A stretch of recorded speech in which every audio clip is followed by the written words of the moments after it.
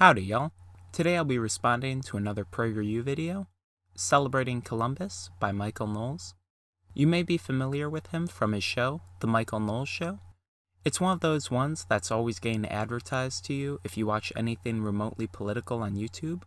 I think it's got really funny thumbnails, but other than that, the show's just a less popular version of Ben Shapiro's. But enough with the introductions. I know you're waiting for me to destroy PragerU with facts and logic, so let's get into it. He ventured where no other man of his age dared to go. He saw things no other man of his age had ever seen. He discovered a new world. To say Christopher Columbus discovered a new world is just wrong, and I'm sure you've all heard why plenty of times, but it is worth examining just how wrong a claim this really is.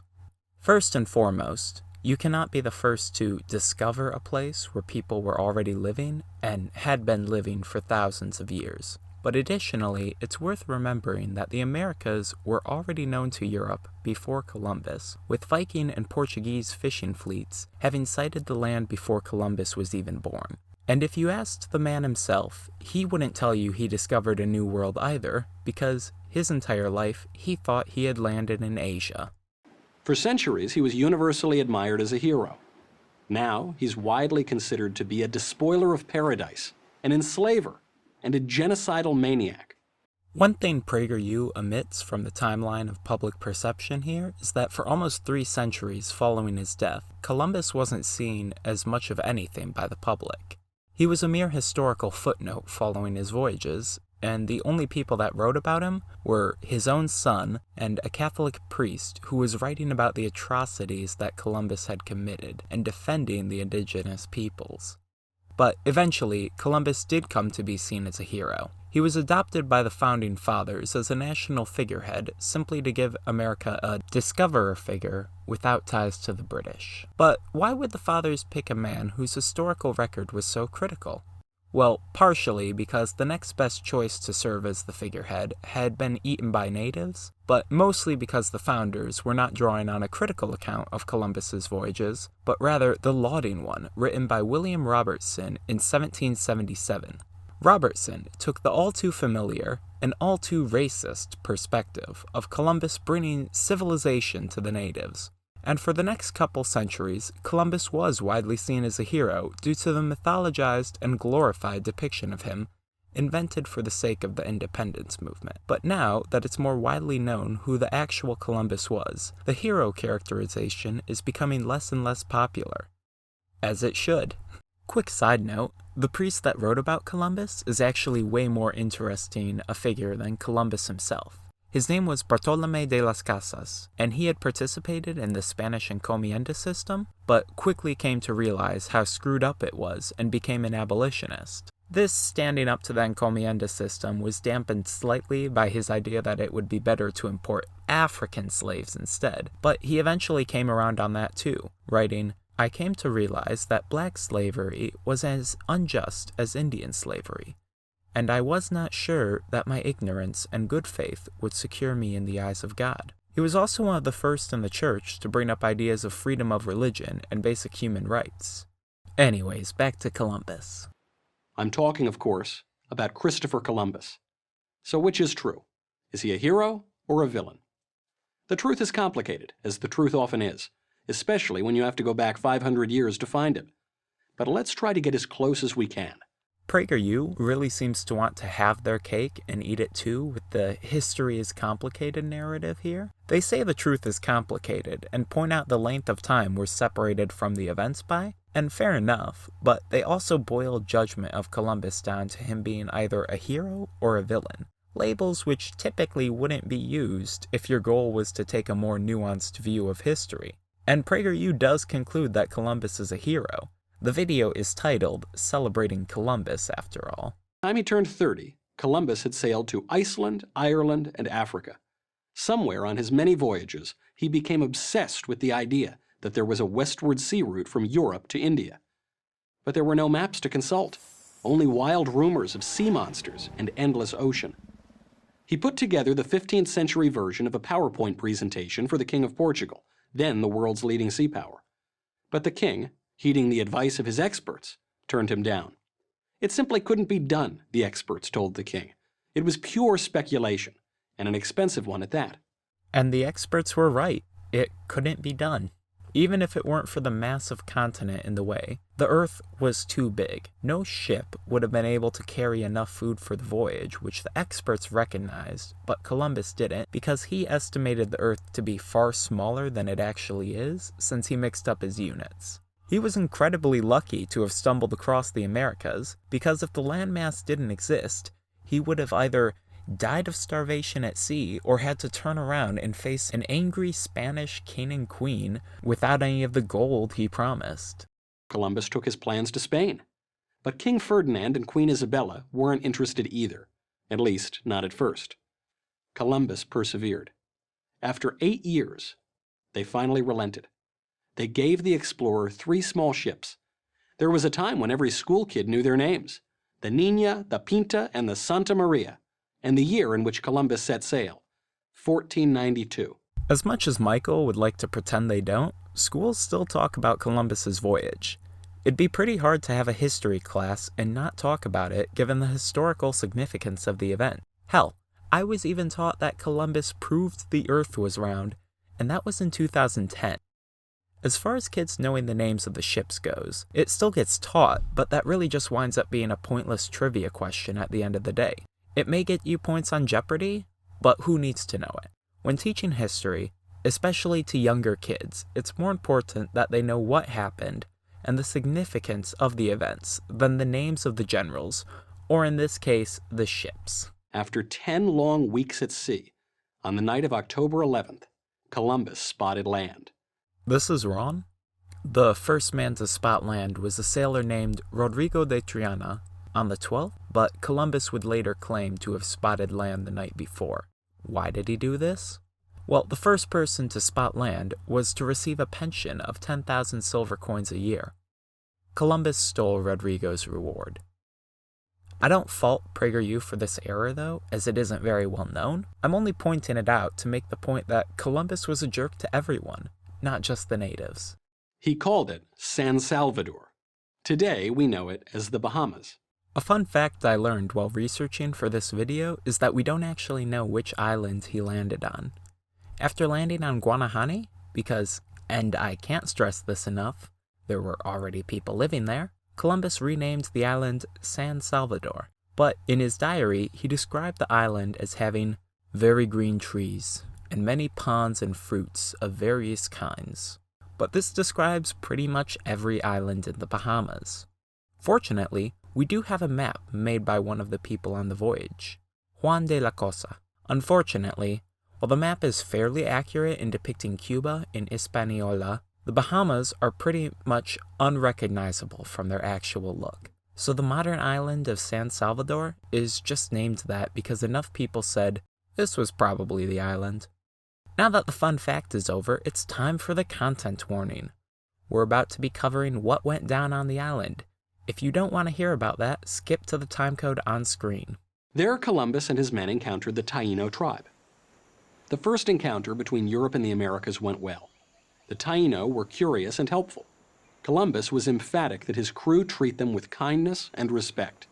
Viewing PragerU's source for this claim, nowhere does it say what Michael says here about Columbus insisting the Taíno be treated with kindness and respect. I'm left to conclude that they simply made it up and hoped nobody would check. And when you look at what actually happened, it's even more obvious that Columbus took absolutely no consideration for the respecting of the natives. While logging his initial encounter with them, Columbus wrote, "They would make fine servants. With 50 men, we could subjugate them all and make them do whatever we want." The passage that immediately preceded this was about how generous and friendly the natives were. Columbus's mind just went straight to slavery, because that's who he was. And it wasn't just his thoughts. He also wrote, "As soon as I arrived in the Indies, on the first island which I found, I took some of the natives by force, in order that they might learn, and might give me information of whatever there is in these parts." Columbus wanted to get gold and slaves from the islands. To this end, he began rounding up hundreds of natives to be sent to Europe as slaves, and began a truly horrific program to collect gold. As Howard Zinn writes in A People's History of the United States, For context, Zin will be referring to the Taino with the term Arawak. The terms have historically been used interchangeably. In the province of Sicao on Haiti, where he and his men imagined huge gold fields to exist, they ordered all persons 14 years or older to collect a certain quantity of gold every 3 months. When they brought it, they were given copper tokens to hang around their necks. Indians found without a copper token had their hands cut off and bled to death. The Indians had been given an impossible task. The only gold around was bits of dust garnered from the streams, so they fled, were hunted down with dogs, and were killed. Trying to put together an army of resistance, the Arawaks faced Spaniards, who had armor, muskets, swords, horses. When the Spaniards took prisoners, they hanged them or burned them to death. Among the Arawaks, mass suicides began with cassava poison. Infants were killed to save them from the Spaniards. In 2 years, through murder, mutilation, or suicide, half of the 250,000 Indians on Haiti were dead. When it became clear that there was no gold left, the Indians were taken as slave labor on huge estates, known later as encomiendas. They were worked at a ferocious pace and died by the thousands. By the year 1515, there were perhaps 50,000 Indians left. By 1550, there were 500. A report of the year 1650 shows none of the original Arawaks or their descendants left on the island. The extent of the horrors inflicted by the colonizers is truly hard to adequately explain. According to Bartolomé de las Casas, the Spaniards thought nothing of knifing Indians by the 10s and 20s, and of cutting slices off them to test the sharpness of their blades. Las Casas tells how 2 of these so-called Christians met 2 Indian boys one day, each carrying a parrot. They took the parrots and for fun beheaded the boys. But these stories do not receive notice in PragerU's version of history. They merely offer deflection onto the natives. Lest you think that Columbus stumbled on the Garden of Eden, the islands were also inhabited by the Caribs, a tribe of cannibals for whom, according to Pulitzer Prize-winning historian Samuel Eliot Morison, babies were a delicacy, or in Morison's words, a toothsome morsel. Like every place else on Earth, in every time in history, the local peoples were a mixed bag. Some good, some not so good. The Caribs are a great gift to those who wish to present a glorified view of Columbus. Conservatives will regularly point to the cannibalizing of their enemies as evidence of the uncivilized nature of the natives. However, the Spanish are always presented as civilized despite the atrocities they committed. For the narrative, the truth of the actions matter less than the identity of the people committing them. European atrocities are justified. Carib atrocities are a justification. Columbus was a man meant for the sea. On land, he was easily outmaneuvered and betrayed by professional politicians and bureaucrats. It is on their dubious, self-serving accounts that modern attacks on Columbus's reputation are based. In his own day, these attacks made the explorer's life a misery. The betrayal Michael is referring to here is when Columbus was briefly arrested and stripped of his governorship because even the Spanish crown thought he was going too far in his brutal treatment of natives and insubordinate Spaniards. Yet he was released in just a few weeks. As for the modern view of Columbus, there's certainly enough evidence in his own diary to come to the conclusion that he was a bad guy. And I don't know why we should be sympathizing with Columbus. If these attacks made his life a misery, it was well-deserved for the hundreds of thousands of lives he made miserable and snuffed out. Columbus was not blameless. He sold natives into slavery. But the explorer did not invent slavery, which was common around the world long before and long after Columbus's time. Is that seriously the best they can do? But he didn't invent slavery, though. And in case you're wondering, this is the only example Michael provides of Columbus doing anything wrong. Didn't invent slavery. I mean, it's not like the man was forced into doing the slavery. Like, he spent 8 years campaigning to the king and queen to say, let me go get you some slaves, let me go get you some slaves. And even if he had been forced into doing slavery, which he hadn't, his own crewmen, who were totally down with the slavery, thought he went way too far. That's why he was arrested. As for the charge of genocide, there was no genocide. There were atrocities, most occurring after Columbus was dead and gone. There was also widespread intermarriage between the Spaniards and the natives, which eventually led to the people we now call Hispanic or Latino. There was a genocide if we're going by the UN definition, because the mass killings and encomienda system both qualify under that definition. And lest we forget, there was not a single Arawak on Haiti by the year 1650. They completely wiped them out. Additionally, you may remember Michael mentioning Eliot Morrison's biography of Columbus. Well, in that biography, Morrison wrote about Columbus. The cruel policy initiated by Columbus and pursued by his successors resulted in complete genocide. Although this was in an otherwise glowing portrait of the man, so I guess Morrison didn't particularly mind the genocide. As for the idea that most atrocities occurred after Columbus, the fact that he was literally arrested for the atrocities he had committed on the island and still made another voyage afterwards suggests that the atrocities were definitely going on under Columbus's tenure, and that he was the one committing them. And while Michael is more than happy to bring up intermarriage, he handily ignores the other engagements between Spaniards and the natives. You know, the ones where consent wasn't a factor. It's unfair to focus only on Columbus's sins. It's also unfair to judge someone who lived 500 years ago by today's standards. It is historically irresponsible to ignore somebody's actions in order to present them as a hero. Columbus's actions deserve judgment. Additionally, I'm not sure if Michael knows this, but killing, raping, torturing, and enslaving people have always been wrong. Columbus was convicted of his crimes against the natives during his time. It's not so much judging by today's standards when he was considered a monster by his contemporaries. His own assessment of his actions is much more revealing. Let those who are fond of blaming and finding fault, while they sit safely at home, ask, why did you not do thus and so? Ah yes, let's base our opinion solely off of how he sees himself, because that's how it works. If I wanted to assign moral judgment to Hitler, Vlad the Impaler, or any other historical mass murderer, I would simply ask whether they thought what they did was good or bad. And why does Michael make his assessment off of this quote alone? Why not take Columbus's description of his cruel treatment of the natives into consideration?